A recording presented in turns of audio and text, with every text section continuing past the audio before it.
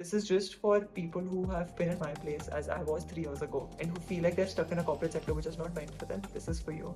There's limited money and I have a lot of desires. Listen, I'm all about making money and being financially independent, but I'm not from the category who talks about that you should live frugally and you should not have any materialistic desires. I actually do live pretty frugally to contradict that. That's because I don't spend on things I don't need, and my major expenses apart from reinvesting in my business are just traveling. It's not clothes or I don't know. It's not random materialistic items. But that being said, traveling is still a materialistic desire.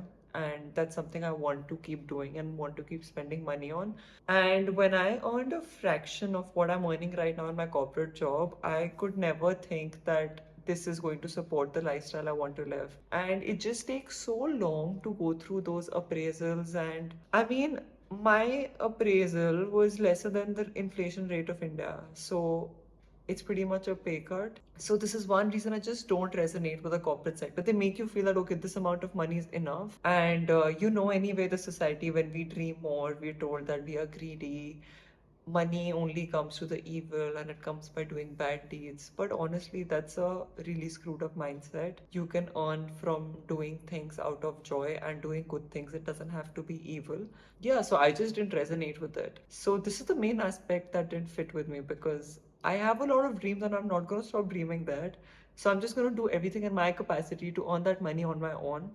And I am doing that by working like less than half the time and a fraction of that kind of stress. I don't get a kick from a leader's validation, okay? Like right now, there are people I actually look up to, and when they praise me, I feel great.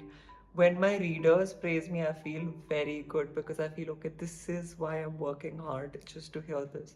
But with a random 45-year-old leader who is warming his seat since 10, 15 years in the same company, if they say, oh, hey, Niharikaa, this was good, I honestly don't really care because I anyway don't look up to them, right? They just have a designation. What do they have to inspire me apart from a designation? I can't fill my headspace with, oh, I hope that person doesn't take my credits or how can I take their credits just so I get a leader's validation. I just find it rather pointless. The third reason is it's time consuming and there's lack of life. I mean, come on. In my first company, my team was mainly women under 30, and apart from two of us, nobody worked out. And I don't even think this is a time issue, this is an interest issue, but maybe if they had more time, they would. Apart from that, there were people traveling 2 hours one way every single day to come to work.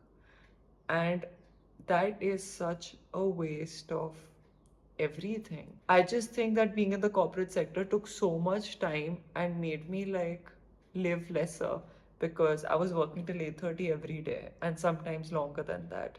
So there was no space to live, right?